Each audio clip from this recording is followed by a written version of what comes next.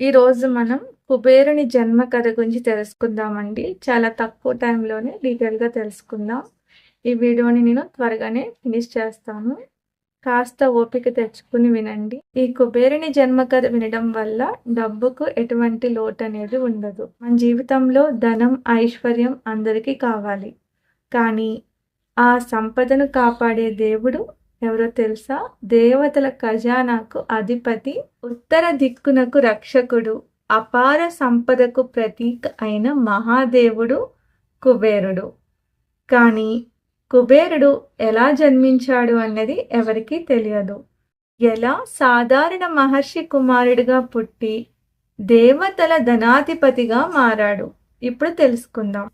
ఈరోజు మనం వినబోయేది కుబేరుని ఆశ్చర్యకరమైన జన్మ కథ. పూర్వకాలంలో మహాజ్ఞాని అయిన విశ్రవసుడు అనే మహర్షి ఉండేవాడు. అతను గొప్ప ఋషి. ఈ విశ్రవసుడు యొక్క తండ్రి పులస్త్య మహర్షి. పులస్త్య హిందూ పురాణాలలో అత్యంత ప్రాచీన మహర్షులలో ఒకరు. ఆయనను సప్త ఋషుల్లో ఒకరుగా పేర్కొంటారు. సృష్టికర్త బ్రహ్మ మనసులోంచి జన్మించిన మనసపుత్రుల్లో పులస్య మహర్షి ఒకరు.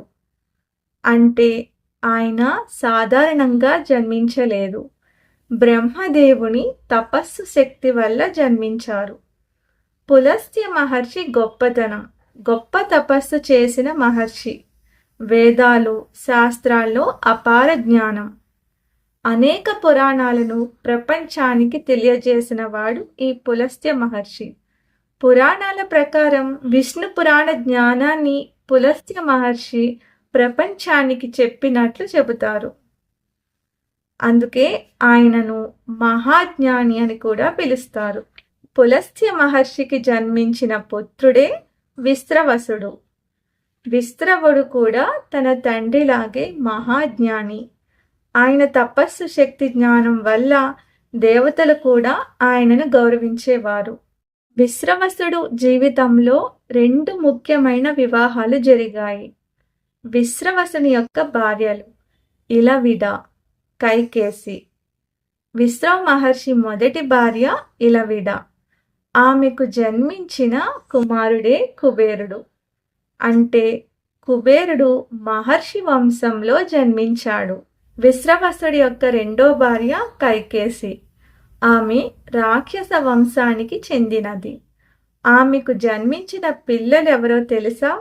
రావణ, కుంభకర్ణ, విభీషణ, శూర్పణఖ.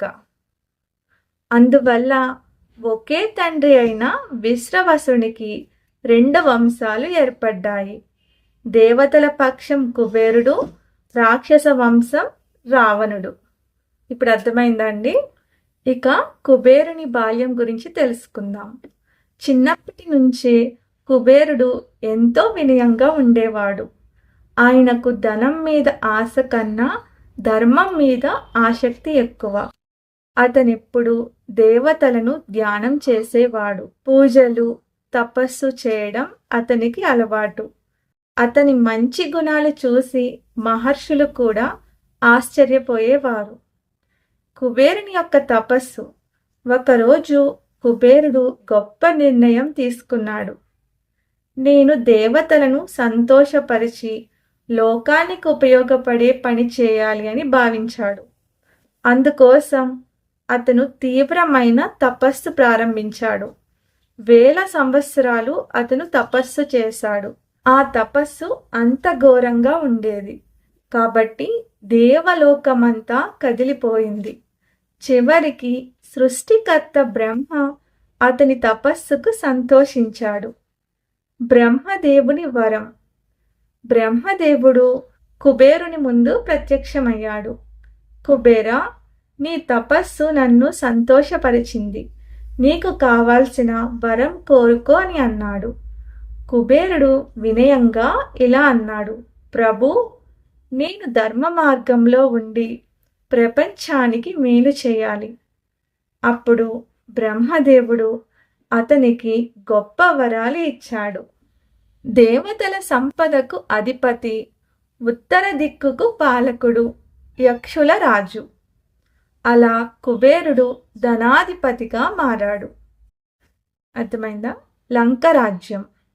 బ్రహ్మవరంతో కుబేరుడు అద్భుతమైన నగరాన్ని పొందాడు. అది స్వర్ణ నగరం లంక. లంక నగరం బంగారంతో నిర్మించబడిన అద్భుత రాజ్యం. అక్కడ అపారమైన ధనం ఉండేది. కుబేరుడి దగ్గర ఒక దివ్య విమానం కూడా ఉండేది.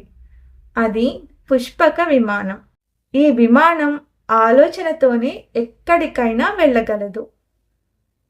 కానీ ఈ లంకను రావణాసుడు స్వాధీనం చేసుకున్నాడనమాట. అర్థమైందా అండి? అసలు లంక అనేది ఎవరు ప్రారంభించారు అన్నది. రావణుడు లంకను స్వాధీనం చేసుకున్న కథ ఏంటో తెలుసుకుందాం. విశ్రవసుడు మహర్షికి మరో భార్య ద్వారా జన్మించిన వాడు రావణుడు కదా. రావణుడు తపస్సు చేసి చాలా శక్తి సంపాదించాడు. అతను ఒకరోజు కుబేరుడిపై దాడి చేసి లంకా రాజ్యాన్ని స్వాధీనం చేసుకున్నాడు. అలా కుబేరుడు లంకను వదిలి వెళ్లాల్సి వచ్చింది. లంకను వదిలిన తర్వాత కుబేరుడు హిమాలయాల్లో ఉన్న అలకపురి అనే దివ్య నగరానికి వెళ్ళాడు. అక్కడ నుంచి అతను దేవతల సంపదను కాపాడే దేవుడిగా కొనసాగాడు. కుబేరుడు సంపదకు ప్రతీకగా పూజింపబడుతున్నాడు.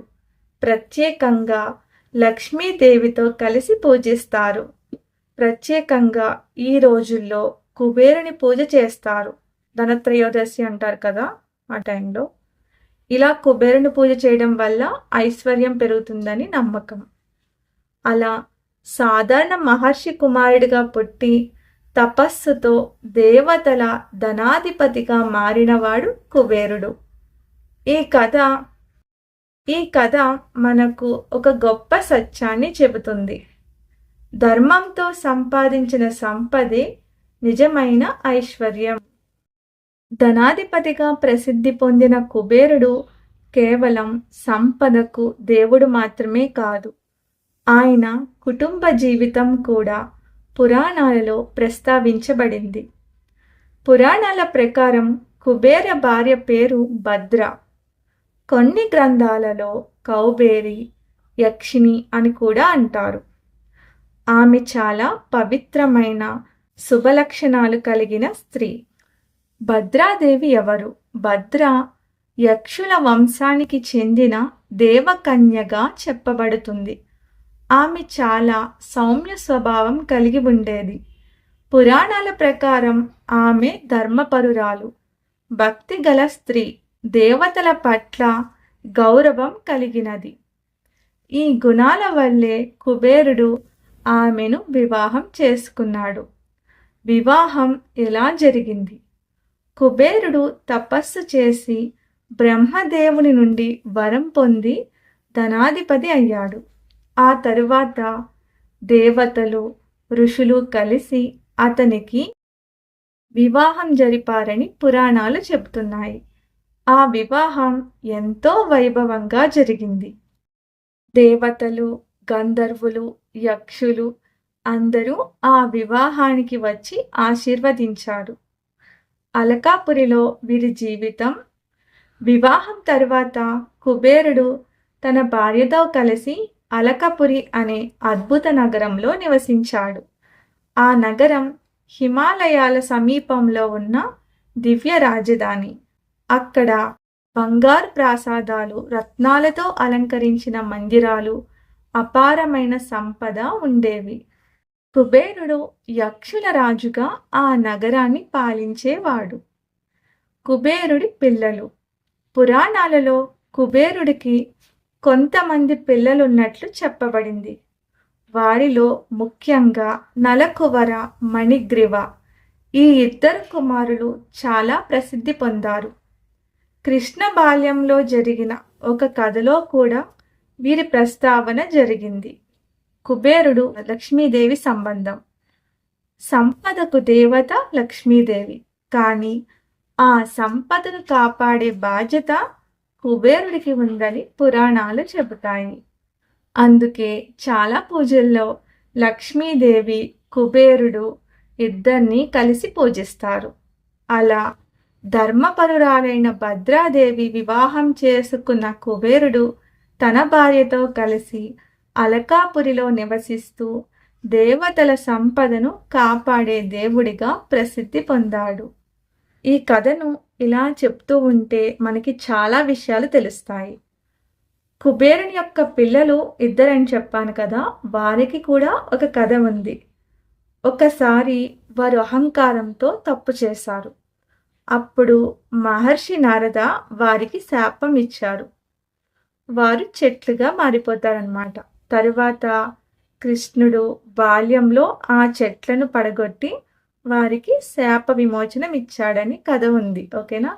అంటే ఇందాక నేను కథలో చెప్పాను కదండి, కృష్ణుడికి అదే కృష్ణ బాల్యంలో వీరి ప్రస్తావన ఉంటుందని. అది ఇదేనమాట.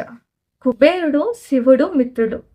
కుబేరుడు శివునికి మిత్రుడు ఎలా అయ్యారో తెలుసా? పురాణాల ప్రకారం కుబేరుడు శివభక్తుడు. శివుడు నివసించే కైలాసం సమీపంలోనే అలకాపురి ఉంది. అందుకే కుబేరుడు శివుడికి మిత్రుడిగా కూడా చెప్పబడతాడు. అలా మహర్షి వంశంలో జన్మించిన కుబేరుడు తపస్సుతో దేవతల ధనాధిపతిగా మారాడు. ధనం మన జీవితంలో అవసరమైన ధర్మంతో సంపాదించిన సంపదే నిజమైన ఐశ్వర్యం అని ఈ కథ మనకు నేర్పుతుంది. మనము భక్తితో కుబేరుణ్ణి స్మరించుకుంటే మన జీవితాల్లో కూడా ఐశ్వర్యం, శుభం కలుగుతాయి. ఇదే అపారమైన సంపదకు అధిపతిగా ప్రసిద్ధి పొందిన కుబేర మహిమ. భక్తితో ఆయనను ప్రార్థిస్తే మన జీవితాల్లో సంపదతో పాటు శాంతి, సౌభాగ్యం కూడా వస్తాయని పురాణాలు చెబుతున్నాయి. ఇదే కుబేరుని ఆశ్చర్యకరమైన చరిత్ర. ధనాధిపతి కుబేరుని కృపతో మీ అందరి జీవితాల్లో ఐశ్వర్యం, సౌభాగ్యం, ఆనందం నిండాలని మనసారా కోరుకుంటూ ఈ పవిత్ర కథను ఇక్కడ ముగిస్తున్నాను. ఈ వీడియో కనుక మీకు నచ్చితే లైక్ చేసి ఈ మంచి విషయాల్ని అందరికీ షేర్ చేయండి. ఇలాంటి మరిన్ని ఆధ్యాత్మిక వీడియోల కోసం మా ఛానల్ని సబ్స్క్రైబ్ చేసుకోండి. ధన్యవాదములు.